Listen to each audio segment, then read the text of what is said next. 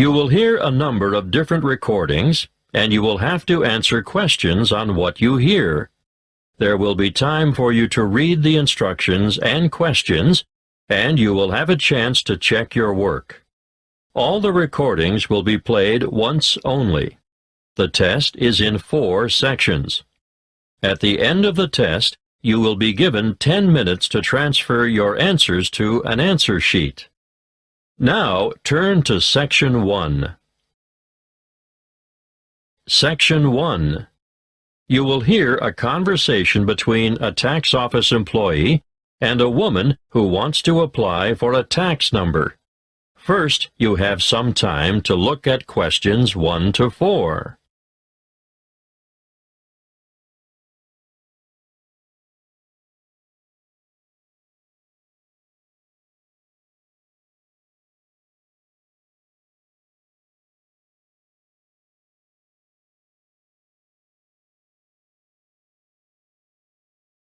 You will see that there is an example that has been done for you. On this occasion, only the conversation relating to this will be played first. Good morning, tax office. How can I help you? I'd like to apply for a tax file number. Are you a citizen? No, but I'm told I still need a number. So what is your residency status? Are you a permanent migrant? Or perhaps a temporary visitor? Oh, I'm a permanent migrant. The applicant is a permanent migrant, so the letter C has been circled. Now we shall begin. You should answer the questions as you listen, because you will not hear the recording a second time. Listen carefully and answer questions 1 to 4. Good morning, tax office. How can I help you? I'd like to apply for a tax file number. Are you a citizen? No, but I'm told I still need a number. So what is your residency status? Are you a permanent migrant? Or perhaps a temporary visitor? Oh, I'm a permanent migrant. And you need a TFN? A what? A TFN. It stands for tax file number. Yes, what is that exactly? It's a unique number we issue to individuals and organizations to help administer tax collection and other government systems. Why do I need one? In actual fact, you don't. What do you mean? It's not compulsory, you know. But I should get one? Well, it's a good idea. Otherwise, you'll have more tax withheld from your wages or salary. In fact, you won't be eligible to participate in the PAYE, that's pay-as-you-earn system, and you couldn't apply for income support or other benefits. You wouldn't have to pay the Medicare levy, but then you wouldn't be entitled to claim Medicare benefits either. I'd better have one then. Okay. So you're currently living in this country, right? Yes. What kind of visa do you have? A working visa?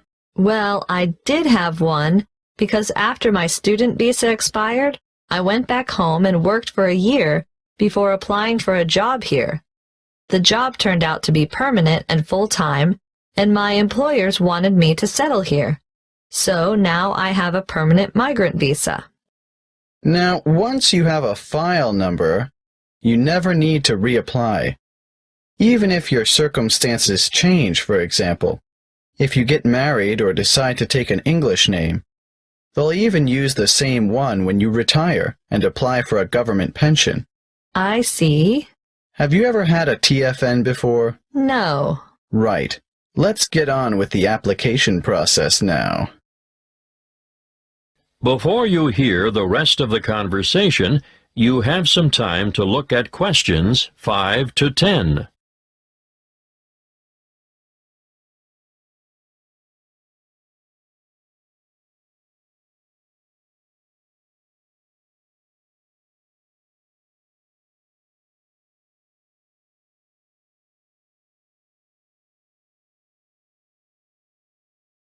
Now listen and answer questions 5 to 10.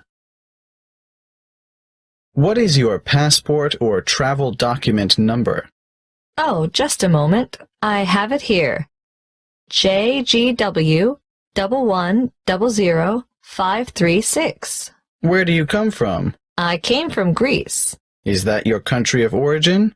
Yes, I came from Greece. Are you Greek? Do you have a Greek passport? No, I was born in Spain. I have a Spanish passport, but I've been living in Greece. And where do you live now? Where will the department send your TFN? That's 1339 Harbor Drive, Hollywell. Postcode? 1517. Thank you. Now, what's the best way to get in touch with you? By phone, you can ring my landline number, 0955775076. I'm sorry, I haven't got a cell phone at the moment. I see. Can you give me the details of someone else we could contact if we can't get you during office hours? That would be my landlady, What's her name? Martha Pierce. Is that Pierce, P-I-E-R-C-E? No, it's Pearce. And her number is? The same as the one I gave you. Yes, I've got that. Now, for some more personal details, what title do you use? Excuse me? Are you Mrs., Miss, or Ms.? I'm not married. Put me down as Miss. All right. What's your surname? Farina. What's your first name? Maria. Do you have a second or middle name? Well, two, actually. What are they? Rosa Anna. I'm guessing Farina is your maiden name, since you haven't been married. But are you known by any other names? Farina is my only surname, but people call me Mary. As a first name? Yes. When were you born, Mary? Can you give it to me in the following order? Day, month, and year? The 15th of November, 1983. You're obviously female, so that brings me to the last question, which I don't really need to ask. What's that? Your husband's name. I don't have one. I know, so I'll just write down N.A. for not applicable. Thank you. That is the end of Section 1. You now have half a minute to check your answers.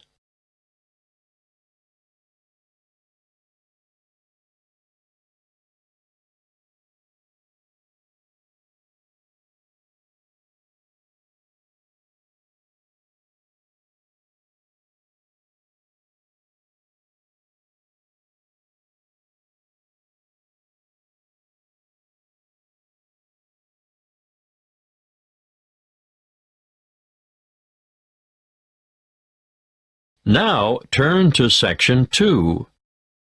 Section 2. You will hear a talk about keeping children safe on the Internet.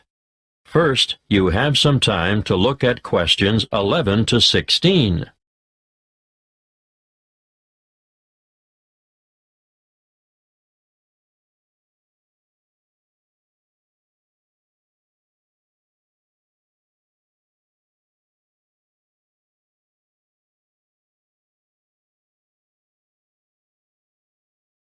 Listen carefully and answer questions 11 to 16. Thank you for coming. It's good to see so many of you interested in keeping your children safe on the Internet. What's in store? Well, firstly, I'm going to talk in general about some common sense ideas and rules for young ones using the computer. Then, I'll give you some information on free educational websites. Finally, we'll finish with question time. I'm sure most of you think that the Internet can be a frightening place in which to let your children roam loose. But let me remind you that it can also be a fountain of knowledge and education. The trick is to avoid the former and utilize the latter. There are programs available both in your local electronics supply shop and free to download that will keep your child safe to a certain degree on the World Wide Web. A popular one is Online Family Norris, which bars things like military and social websites. I wouldn't advise you to rely solely on a program to protect your family, though. As good as it is, you cannot abdicate your responsibility as a parent. I'm sure you all know that, or you wouldn't be here. When all is said and done, the best way to keep children safe is to educate them and keep an eye on them. For this reason, you should make sure the computer which your child uses is kept in a communal space, where you can look over their shoulder from time to time. It is paramount that you teach them never to divulge their proper or full name, and to never provide personal information, such as where they live or what their phone number is. Tell them that online friends must remain just that, online, unless they are supervised. It is difficult, I know, to teach children about the dangers of the world when they are so naive, so trusting and innocent. But without going into great detail, you must alert them to the possibility that the people they are chatting with may not be who they say they are. It's also sensible not to give them their own email address until they are old enough to use the internet safely. So, all communication from websites will go through you. When they are old enough to use social sites like Facebook and MySpace, teenagers need to know that whatever postings they put on the web will remain accessible forever. Nothing is ever really deleted there. And embarrassing pictures or remarks may come back to haunt them one day.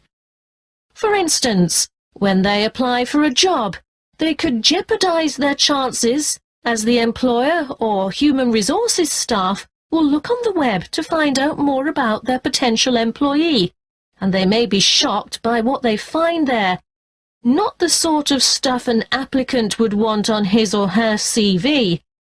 It can also make them more vulnerable to bullying. Unfortunately, bullying on social sites is another thing to look out for, and I have to tell you, it's on the increase. It's a very difficult issue to deal with, but something that is more easily detected if the computer is kept in a family space. If we can put these negative issues aside, let's not forget that the internet is also a wonderful place for children of all ages. Teenagers may be mostly networking on social sites or completing research that they've been asked to do as part of their homework assignments, but younger children can get assistance with mathematics, spelling and reading on a variety of free and paid-for sites. Before you hear the rest of the talk, you have some time to look at questions 17 to 20.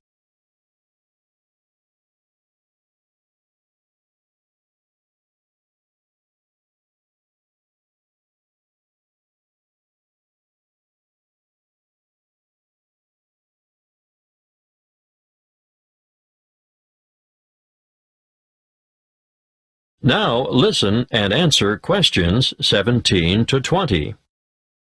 A good way for children to learn and have fun at the same time is the website mathtutor.com. They can practice mathematics on this site, no matter what their level, while they compete against other children from all over the world.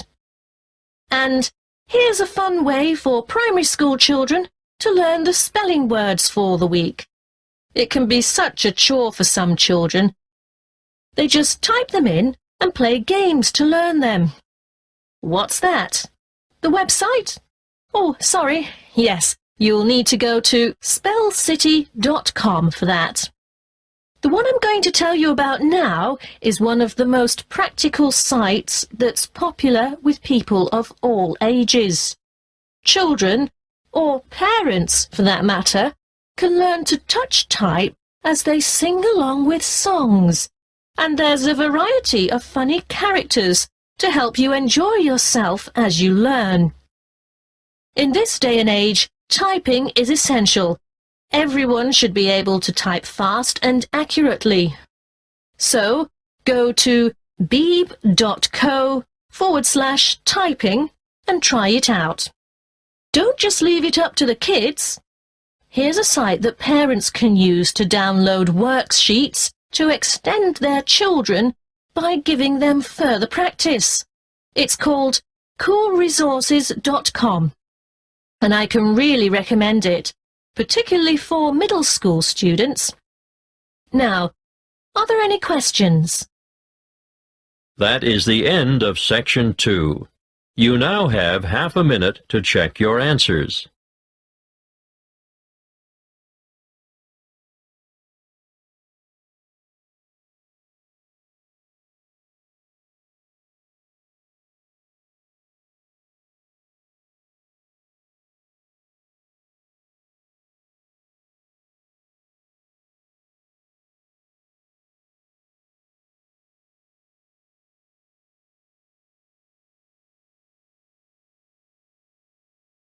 Now turn to Section 3. Section 3. You will hear a conversation between two students in the Education Department who are discussing their first assignment. First, you have some time to look at questions 21 to 28.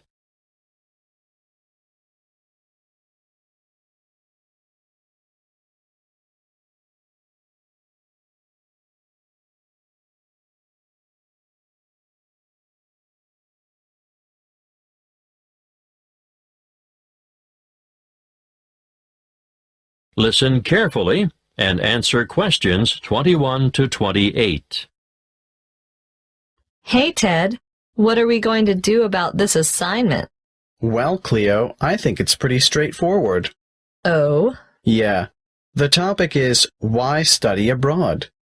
I suggest we do a survey of international students, collate the responses, make a graph, and exhibit our findings in the form of a poster. Wow, you have given this some thought, haven't you? Of course. This is only the first assignment. There will be a lot more to come, so let's get this one out of the way quickly. Well, how do we do the survey? I think we need to find a good selection of foreign students. So, how about we go over to the English language school at lunchtime and talk to some of the students there? That's not a bad idea, but we shouldn't limit ourselves to that department. Why not? Well, think about it. They'll all give the same reason, to learn English. Of course, you're right. Well, one of us could cover the language school, and the other could go around the business school. Yes, I know there are a lot of internationals there, too. But I think a random sample from foreign students on campus might give us a better range of answers. What are we going to ask them? Why are you studying abroad?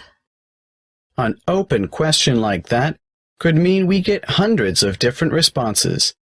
It would be better if we made up, say, 10 reasons and asked each respondent to place them in order of importance. You're right. That would certainly make collation easier. Any ideas about what these 10 reasons might be? Sure. I've got enough foreign friends to know quite a lot about what motivates them. Okay. Number 1 is... I think that's obvious. How about study abroad is the best way to learn a language? And number 2 is obvious as well. I know. Study abroad gives you the chance to travel. What's third? It's either culture or friendship. Okay, let's go for culture. Study abroad gives you first-hand experience of a different culture. Not just that, but it gives you new experiences as well. Not all of them are good, but it's meeting those challenges and adapting to new situations and solving problems and so on. Let's make that a separate reason. How about study abroad, will compel you to develop new skills? Sounds good. Then study abroad promotes international friendship. What are we up to now? Wait, that was number 5.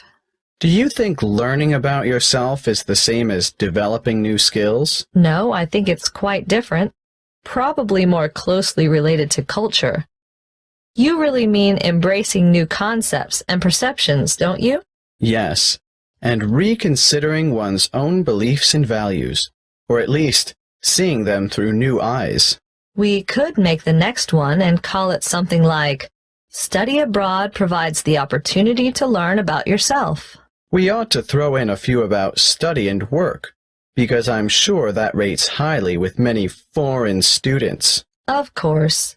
Study abroad gives you the opportunity to expand your academic, Academic what? Let's simplify it. Make it the opportunity to study different subjects. Yes, good. It can also enhance the value of your degree. How's that? Well, I think you can take courses you would never have had the opportunity to take on your home campus, and employers will know also that your language skills have been given quite a boost. Isn't that the same as number 7? No, I think it's a separate issue. All right, keep it. Now, I think this next one is more important. Shall I change the order? No, no need. The students are going to rank them according to their views. So what is it? Study abroad enhances employment opportunities. Ugh, why didn't I think of that? Anyway, there's one even more obvious than that. Let me guess. Study abroad broadens your mind? Exactly. Okay. Now we have 10. Let's print off 100 questionnaires and go and do the survey. Before you hear the rest of the conversation, you have some time to look at questions 29 to 30.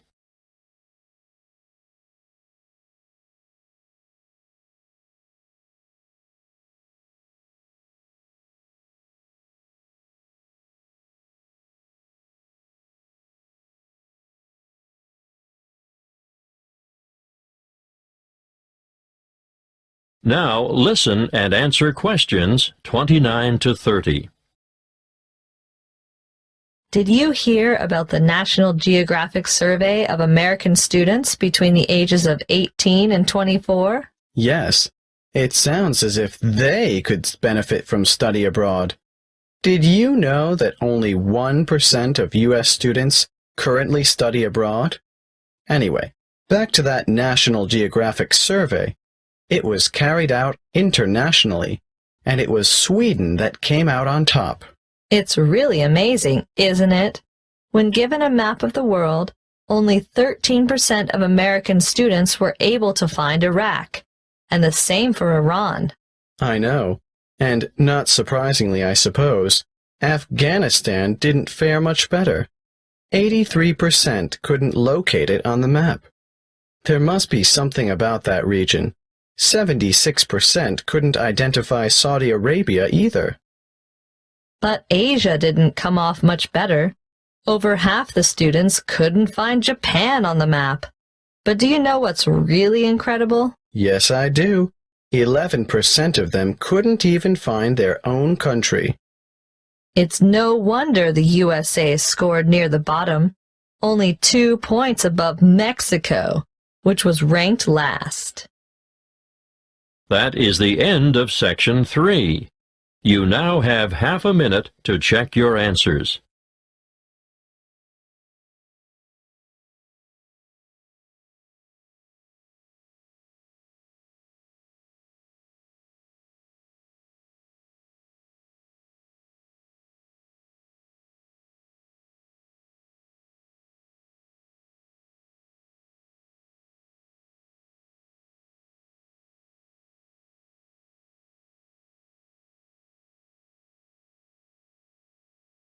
Now turn to Section 4. Section 4. You will hear a talk given by a lecturer in the Art History Department.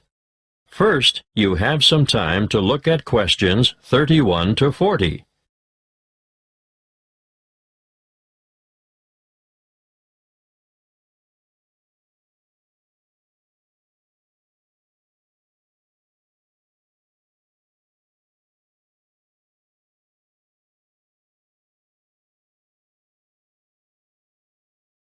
Listen carefully and answer questions 31 to 40. In this lecture today, I'm going to introduce you to an American painter, Charles Willson Peale. You may be familiar with his portraits, but did you know that he never even saw a painting till he was a grown man? He was born in Maryland in 1741. His father died when he was 9, and the family struggled financially for the next few years, and Charles became a saddle maker's apprentice. One day, he went to Norfolk for supplies, and there he saw paintings for the first time. He thought they were so bad that he felt sure he could do better, so he decided to make painting his career. In 1766, he went to London to study painting with Benjamin West. Whilst there, he painted this portrait in 1768. See Slide 1, Pitt as a Roman senator. Notice how elaborately symbolical this portrait is. The symbolism arises, of course, from Pitt's famous speech to the British Parliament, where he draws an analogy between the ancient Roman Senate's view of a barbaric Britain and the prevailing European view of the time of a barbaric African continent fueling the slavery trade. Perhaps you didn't know that the Romans used Britons as slaves. But I digress. Back to Peale. He returned to America and in 1772 painted the first ever portrait of George Washington. See Slide 2. In 1773, he painted a group portrait of himself, his wife, mother, brothers, sister, his old nurse, and an unidentified baby. Just look at the slide. This painting is simply called The Peale Family, and you can almost feel the exuberance of the family and their warmth towards one another. He enjoyed great success as a portraitist prior to the Revolution, and served with distinction in the Revolution. During this time, he became friends with George Washington, Benjamin Franklin, and Thomas Jefferson. After the war, he continued to paint, and when his wife died in the 1790s, as a result of her 11th pregnancy, he remarried. He had 17 children in all, naming the sons after famous painters or scientists. Although perhaps best known for his portraits of famous people, Peale liked novelty. Look at this slide of his 2 sons, Raphael and Titian, life-size, climbing a narrow stairway. This painting, The Staircase Group, 1795, was exhibited in a doorway as a trompe-l'oeil, and it is said that it did, in fact, fool the eye of George Washington. Even as far back as 1772, we can see his desire for difference in Rachel weeping. It's a rather macabre portrait of his first wife crying over the death of one of their children, their daughter Margaret. I'd like to show you one more slide to demonstrate his innovative approach.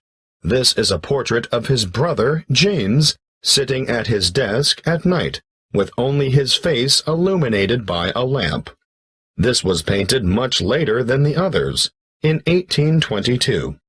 You know, Peale believed anyone could learn to paint, and he taught painting to his brothers, sisters, sons, daughters, nephews, nieces, and other relatives. 4 of his sons, Titian, Rubens, Rembrandt, and Raphael, became painters, as did his brother James.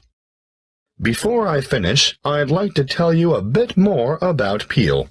He was active in politics for several years, and throughout his life, he maintained a lively interest in many branches of science. He was also an inventor who gained patents for a fireplace, porcelain false teeth, and a new kind of wooden bridge. He collaborated with Thomas Jefferson on what was known as the polygraph, a kind of portable writing desk. But it wasn't any ordinary desk. This one could make several copies of a manuscript at once. He also wrote papers on a wide variety of subjects, from hygiene to engineering.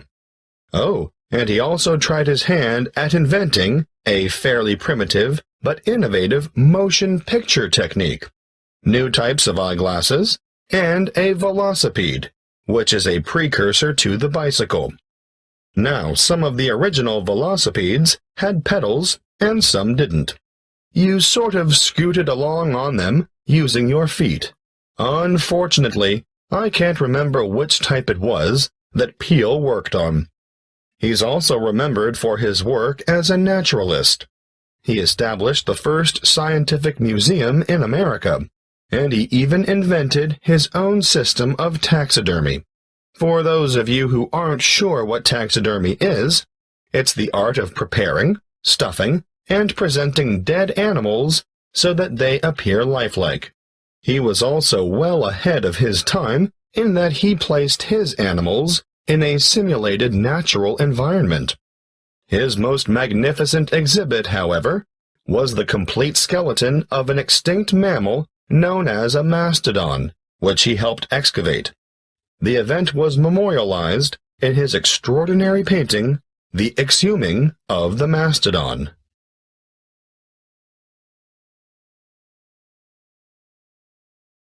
That is the end of Section 4. You now have half a minute to check your answers.